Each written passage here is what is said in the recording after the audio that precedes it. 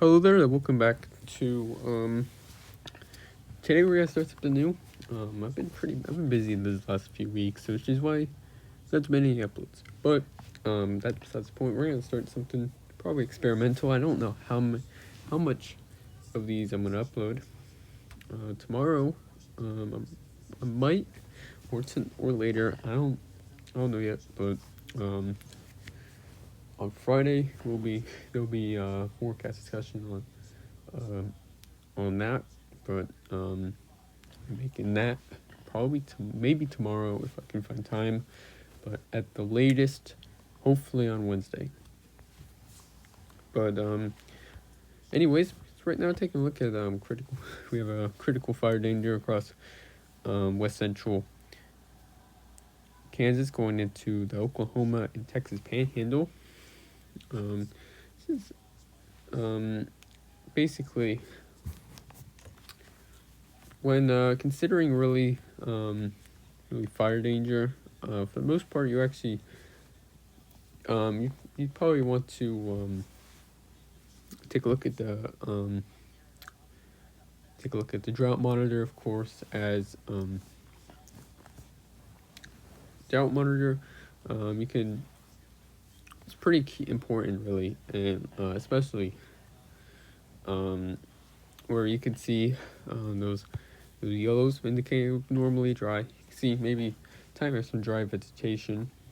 Where you get into more of those reds and your dark reds, that's where you get severe drought and to even to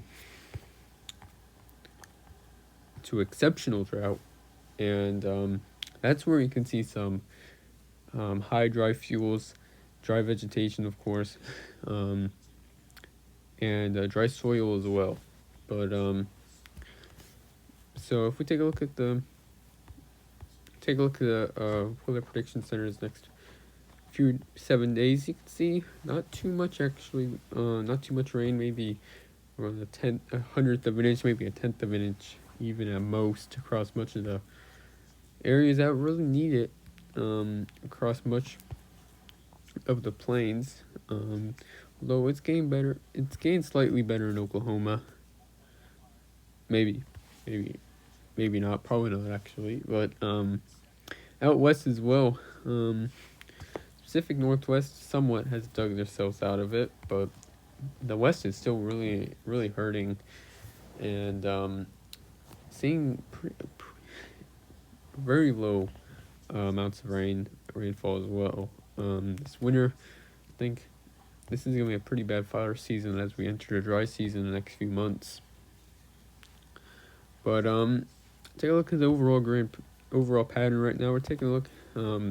See the time we see some troughing. We see a shortwave digging into. You see two troughs. One over centered near the Dakotas or the U.S. Canadian border, and another trough off to the east right now. Gonna probably continue to head off to the east. This is what's been really affecting much of the area, much of the U.S. these last few days. We also see some ridging out west with a trough just out shore. So ridging's gonna be setting in place. I think we're gonna be seeing some surface low development, and as ridging sets in place, we'll be probably seeing some southerly flow take place as surface low. As you can see, time with some westerlies can go down to 850 millibars, or the surface, I mean, and you can see maybe see a time with some high pressure center over southern Canada right now, really responsible for that cold air further north. But so take a look at around tomorrow morning at 12Z or around 7 a.m. See a time, but temperatures are well into the mid 30s. Anticipate time of a southerly flow, but as you can see, surface low. See time of a surface low around the Colorado and Colorado and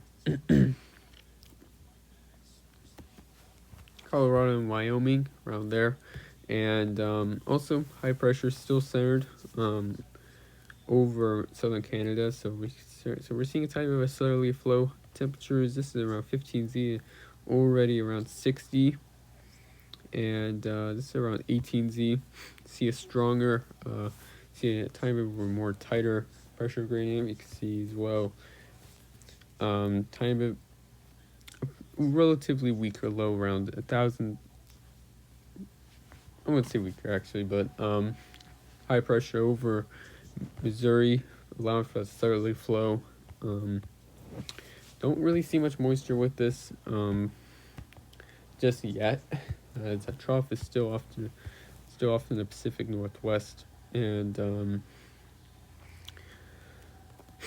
fast forwarding, it's 21Z. Pressure gradient continues to tighten as a high pressure system again still around 1,030 millibars. Pressure gradient tightens, steadily flow around 15-20 knots maybe. So around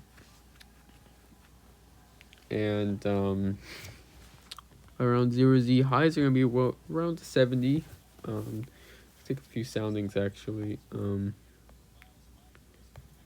take a sounding in a minute. And once we get okay,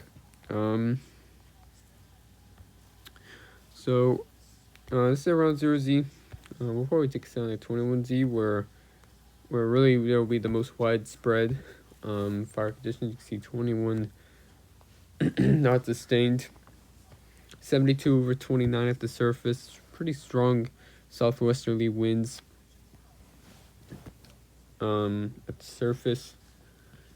See a time of some warm air advection, but no really moisture. Take a look at those. See that? You can see that, and the moisture is still backed up to the Gulf right there, but that's not gonna really change. That's gonna change actually the following day, as so tomorrow seems to be critical fire danger, and then on Wednesday things quite down for a day, sort of, as it's probably elevated fire danger across portions of Arizona going to New Mexico. But take a look at relative humidity. See more northerly winds throughout today. Didn't really pose much of fire risk today due to weaker winds and relative humidity. And take a look at that as that flow becomes more southerly, southwesterly. Still all that dry air, and you can see relative humidity around 20-25%, maybe even further lower into the teens as you enter into the Oklahoma and Texas Panhandle. We'll take a look at the RAP for tomorrow. We'll zoom this in, and lows are gonna be a bit cool. It's gonna be a bit cooler as the flow's not turned entirely southerly, and as I see, pressure gradient really tightens throughout the day, and around 21Z you can see a pretty strong southwesterly flow. Highs are in the around 70 to even greater, around 75. Relative humidity, we've seen dew points probably in the 20s, and it's going a bit more aggressive. Really, you can see widespread teens. So we'll take a few soundings, of course, and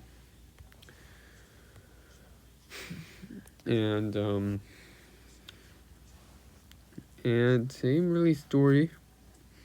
See dew points much lower, probably around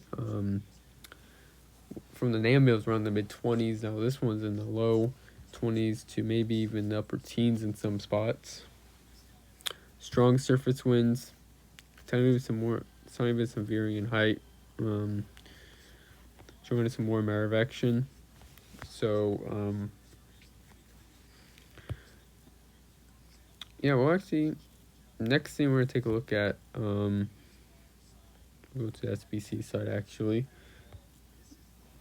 and that is high res. We'll take a look at some early cams on what it shows tomorrow, and with this Central Plains sector. So let's take a look at what it shows for tomorrow. And winds are pretty weak, turn steadily throughout the day and strengthen. See winds pretty southwesterly still, around 20, maybe even near 25 knots across southwestern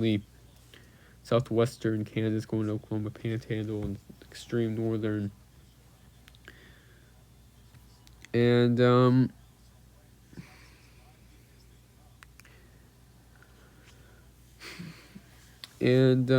temperatures are well in the 70s, I bet.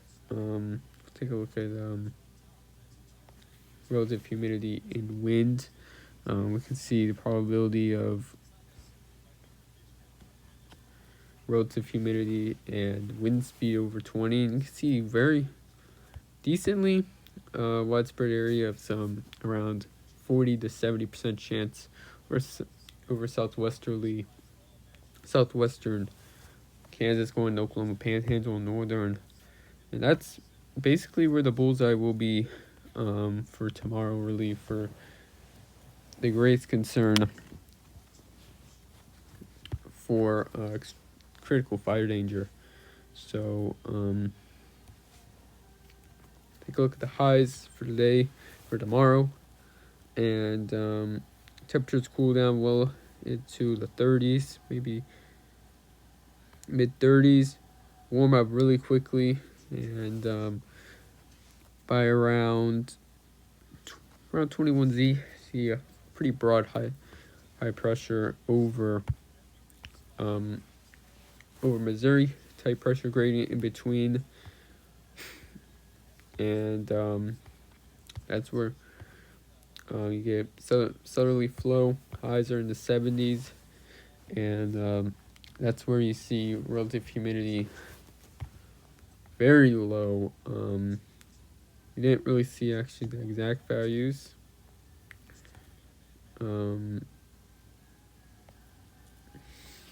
But yeah, you can see really